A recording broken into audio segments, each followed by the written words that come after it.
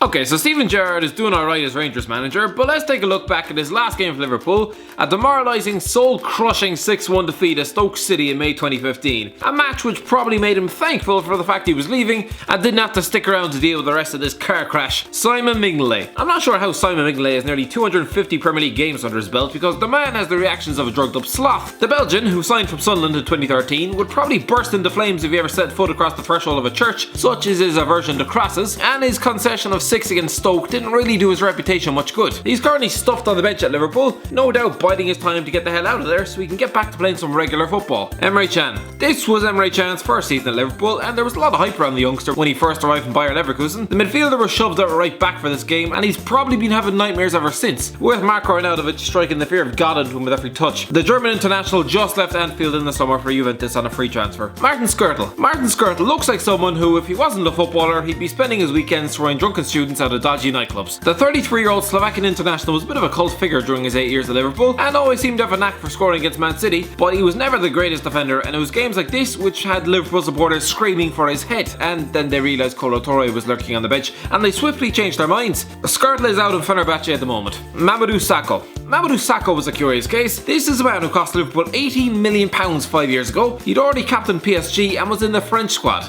Surely the answer to Liverpool's prayers? No, his concentration levels fluctuated more often than a broken toaster, floating around the pitch with a complete lack of spatial awareness, before completely torching his chances under Jurgen Klopp by not only testing positive for a fat burner, but then getting chucked off the pre-season tour after turning up late. The 28-year-old is now at Crystal Palace, a club who have now given Liverpool over $50 million for 2 players they didn't even need. Alberto Moreno. Where's Alberto Moreno? For Liverpool fans' sake, hopefully locked in an airtight container and shoved into the deepest, darkest recess of Millwood, never to be opened again. To be fair, Alberto Moreno isn't too bad. I mean, he was a £12 million addition from Sevilla 4 years ago and started well, battering home against Tottenham, but he can't concentrate to save his life, and there's a reason Andy Robertson is streets ahead of him in the pecking order. Barcelona have been linked with him though. Normally I'd laugh this off as paper talk, but then again they did sign Paulinho. Jordan Henderson. This was a really depressing day for Liverpool fans for so many reasons, not least because the passing of the armband was going from club legend Steven Gerrard to Jordan Henderson. A good player, but a lad who nobody is really going to remember in 20 years. For God's sake, he'd just been wrestled off a penalty by Mario Balotelli a few months earlier. Was this really captain material? The 28-year-old club captain picks up some criticism purely for not being Gerrard, but he is a decent player, and the fact he's into his 8th season at the club, who nearly sacked him off after a season, is pretty impressive. Lucas Leiva. Lucas Leiva was a fan favourite. Of course he was, the man spent a decade at Liverpool. The Brazilian midfielder arrived at Anfield in 2007 as a fresh-faced teenager and left 10 years later with 1 League Cup medal to show for his efforts. He played nearly 350 games, scoring 1 league goal, and is currently making ends meet at the age of 31 out in the Liga Lazio. And here was me assuming he'd just go back to Brazil. Joe Allen.